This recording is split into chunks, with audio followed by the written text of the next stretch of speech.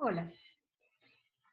En el texto sobre traducción dejamos pendientes una pregunta y hablamos también de información escondida. Con este PowerPoint iremos en busca de esa información escondida y trataremos de entender cómo se escribe y se interpreta la información genética. Vamos entonces. Hablamos en las dos últimas clases de que los ácidos nucleicos llevan información en su secuencia de nucleótidos, de que esta información se traduce en la secuencia de aminoácidos, y dijimos, o mencionamos, el lenguaje de nucleótidos, el lenguaje de los aminoácidos.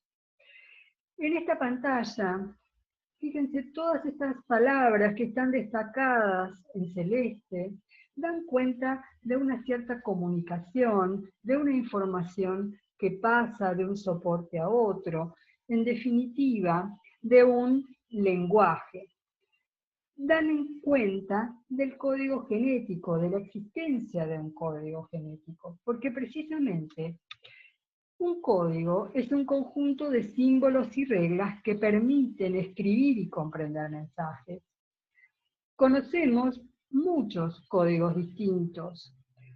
El código Morse, por ejemplo, los idiomas, las lenguas son códigos, y también el código genético. En esta presentación voy a partir de este código que usamos todos los días, nuestro propio idioma, nuestra propia lengua, para comprender cómo funciona y algunas de las propiedades del código genético. Nuestro idioma, nuestra lengua, en realidad tiene 27 símbolos, las letras. Acá representé 4 de ellas que, puestas en distinto orden, generan distintas palabras que significan distintas cosas, desde darle nombre a cosas, a cualidades, y hay algunas de esas palabras que pueden significar más de una cosa. Por ejemplo, la palabra paso no solo significa movimiento, el que hacemos al caminar, sino que también significa, o puede significar, según el contexto, un lugar que sirve para atravesar, por ejemplo, una cordillera. O sea, que en nuestro idioma, ¿sí?, puede haber palabras con más de un significado, puede haber palabras ambiguas. ¿Cómo es y cómo se comporta, digamos, el código genético? ¿Cuáles son las reglas de nuestro código genético? El código genético está construido, está deducido en realidad, sobre la base de los ribonucleótidos, los nucleótidos del mensajero. De manera tal que la manera, y ustedes esto ya lo saben, de diferenciar los nucleótidos entre sí, los ribonucleótidos entre sí, son las bases nitrogenadas: adenina, uracilo, citosina y guanina. Estas bases nitrogenadas del mensajero se dispondrán en distinto orden, y según el orden que tengan, leídas de a 3, ¿sí?, o sea, se formarán palabras de 3 letras. Esas palabras significarán diferentes cosas. Esas palabras informarán para diferentes aminoácidos.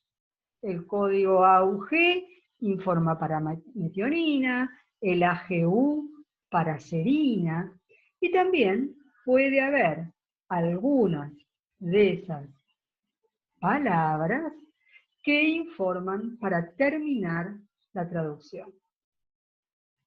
Lo que en nuestro idioma llamamos palabras, en el código genético son los codones. En este código, todos los codones están formados por 3 bases nitrogenadas. Por eso también pueden escuchar hablar de tripletes o codón. Entonces, esta correspondencia entre los aminoácidos y sus codones, o las señales de stop y sus codones, es lo que se denomina el código genético. Este código genético se resume en esta tabla que es muy difundida, que es una tabla de triple entrada, donde las filas, ¿sí?, representan a la primera letra, ¿sí?, del codón. Las columnas a la segunda letra del codón, de manera tal que todos los codones que empiecen, por ejemplo, con uracilo y segunda letra uracilo, estarán en este rectángulo. Y la tercera letra serán las subdivisiones de este rectángulo. En este caso, el codón, primera letra U, segunda U, tercera A, UA, informa para leucina. Mientras el que tiene 3 uracilos informa para fenilalanina. De esta manera, esta tabla resume la correspondencia entre los codones del mensajero, y esto lo destaco nuevamente para que no se confundan. Son los codones del mensajero, no los confundan con los anticodones de la ARN de transferencia. Entonces, la correspondencia entre los codones y los aminoácidos. ¿Cómo se dedujo este código? ¿Cómo dilucidaron los científicos que este era el código? Generando artificialmente ARN mensajeros que comienzan con el AUG, porque es el codón de inicio de la traducción, y después todos el mismo codón, o sea, AUG y después, por ejemplo, UUC, que se repetía.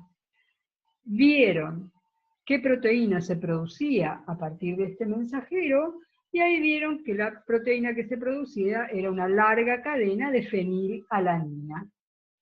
Entonces, dedujeron que el codón UUC informaba para fenilalanina. Y así con los 61 codones que informan para aminoácidos, y cuando vieron que cuando la cadena estaba formada, por ejemplo, por la repetición del codón UAA, no se formaba nada, lo mismo con UAG y lo mismo con UGA, dedujeron que esos eran codones que no informaban para aminoácidos, sino que indicaban la finalización de la traducción. ¿Qué preguntas resolvemos con esto? La pregunta de dónde llevan las células el código genético o dónde está el código genético.